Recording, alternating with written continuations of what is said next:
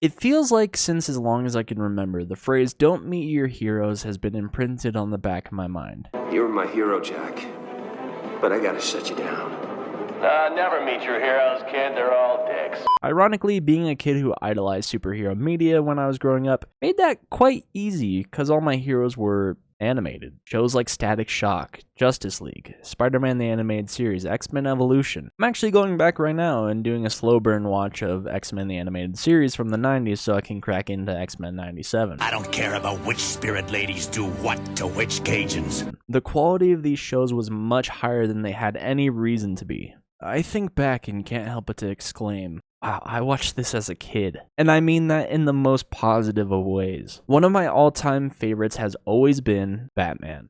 To this day, I still listen to comics while I'm at work trying to make it through the day. I watched the animated series, moving on to Batman Beyond, followed up by Justice League and Unlimited. Batman standing side by side by essentially these gods. It was inspiring because he, at the end of the day, is just a man. And yet he's held with the same regard and respect that these super-powered beings are. Oh yeah, and that's Batman. Batman's real? Yeah, he's over there. Wait, what? It makes going back to something like the animated series a bit jarring in a way because of the general toning down in scale. But the way I love and looked up to Batman as a kid is reflected by the way he looked up to a hero of his own. For today's video, I want to talk about an episode of Batman the Animated Series, Beware the Grey Ghost. There was no particular reason as to why this episode stuck out to me. I love the idea that someone like Batman could look up to a hero of his own and potentially influence what his ideas of heroism is, the building blocks of what he is to represent, and possibly the formation of his beliefs. The contents of this episode is quite simple. The events of Bruce's childhood show the Grey Ghosts are being reenacted as a series of bombings that went on the very same way. The trail starts off cold when Batman opts to find old film of the show, but quickly shifts gears to hunting down the old lead of his favorite show. I found him. Simon Trent. Dapper looking chap. The other half of our equation is that Simon Trent, the Grey Ghost, is down on his luck and hasn't been able to get any work since the airing of the show. Hello? Yeah, it's me, Si. Bad news, you didn't get the part. I need to work, Frankie. Get me something. You're my agent. I try, Si. I really do. But they still think of you as the Grey Ghost. Those who remember. He was horribly typecasted, and the same glory days that put his career into overdrive are the same things that holds him back from future work. The Grey Ghost is voiced by Batman of the past, Adam West. Is there parallels being laid here? Maybe, but I wasn't familiar with West's career path from back then. And he voices Mayor West now in Family Guy, so I hope he's doing well. Don't ever call here again. I guess I told him, nobody messes with Adam Wee. While Batman is trying to get any kind of morsel out of Trent, the old star is just trying to put the past behind him, leading to the scene where this whole video came from. Here's your answer. Take it and go. I used to admire what the Grey Ghost stood for. I'm not the Grey Ghost. I can see that now. The whole reason you should never meet your heroes is because they'll never live up to the image that you've made of them. While Bruce is revisiting the old tapes of the show for any kind of clues, this is the closest thing you could see resembling happiness out of him. I know I feel the same way when I watch shows from my childhood. Through his efforts, it's found out that the bombs are being driven to each location by remote-controlled toy cars. That's it. That's the noise.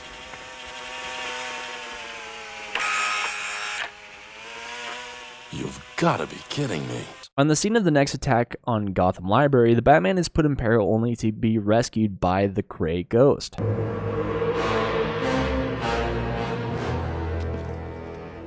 You? Like you said, you need my help. As much as Trent wanted to put the life of the Grey Ghost behind him, playing the part for years has likely had some kind of lasting effect on him, where even though he's just an actor, he can't ignore the call for a hero in a time of need. Or maybe it's his own desire to live up to what the idea of the Grey Ghost means. You want to give me a hand with this? Sure. A fun little chase scene ensues. Not sure how RC cars can keep up with the Batmobile, but it's a show and we're having fun. Speaking of having fun, you can tell how much fun Bruce is having working with his childhood hero, and the feeling is mutual. Hey, we did it, partner!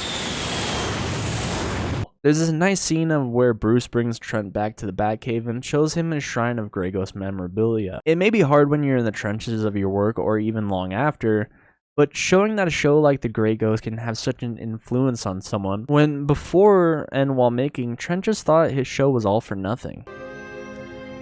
As a kid, I used to watch you with my father. The Grey Ghost was my hero. So it wasn't all for nothing.